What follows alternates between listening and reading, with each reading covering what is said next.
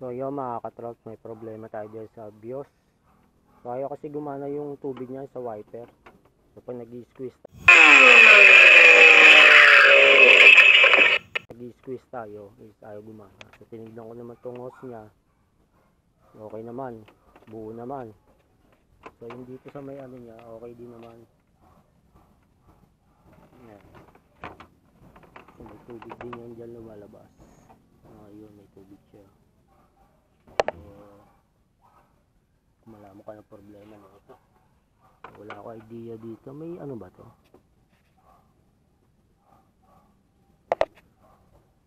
May mechanical ba dito na para pumalik yung tubig nyo o ano? Wala kasi ako idea dito eh. Pero itatry natin kalikutin to. Kasi ayaw gumana.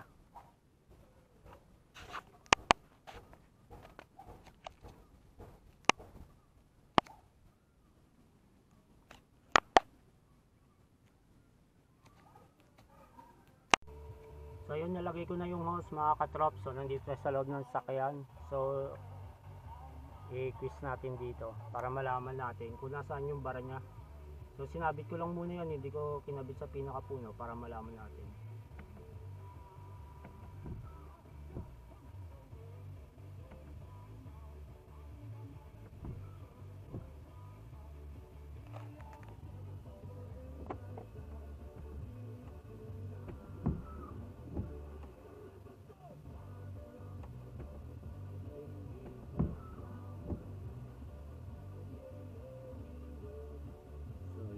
Lalabas na tubig doon, so ibig sabihin okay siya.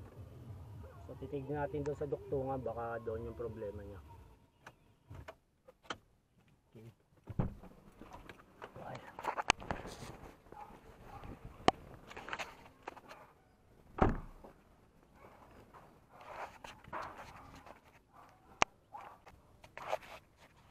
Baka ito yung barado. Baka ito yung barado. May nalabas naman na tubig dito eh. May nalabas naman na tubig dito pag nag-ano tayo doon. So baka ito yung barado. So try natin tanggalin to mga katrops, no? Para malinis. Tanggalin ko muna. So yung mga katrops, parang ito yung may problema, no? So binombahan ko na kanina ng hangin kaya parang may bara. So mukhang okay na siya. Tignan natin. Ito yung nakakabit doon eh, sa pinakapuno doon. So kabit na natin to.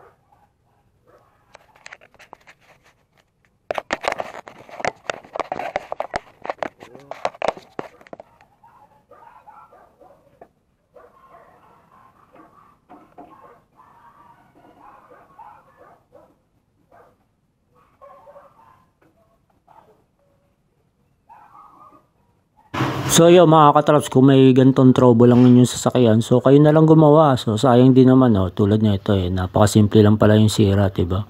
Kaysa naman dalayin pa natin sa manggagawa, so gastos pa yon.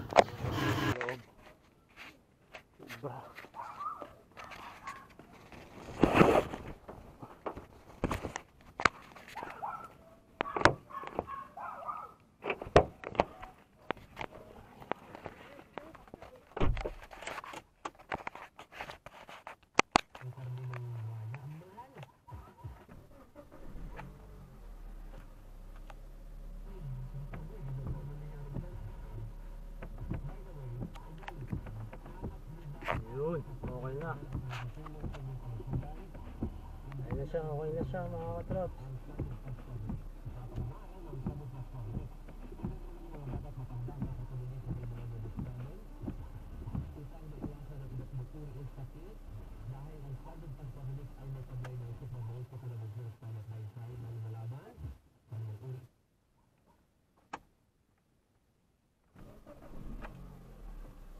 So yun lang pala ang problema, no?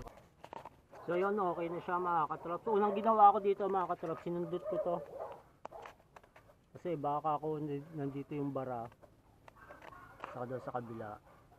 So okay naman, wala siyang bara. So binaybay ko yung hose. It's okay din naman yung hose. Tinanggal natin. Wala naman yung bara. Ito lang pala yung dito. Ito. yung pinaka itim dito mga katrops. Ayan.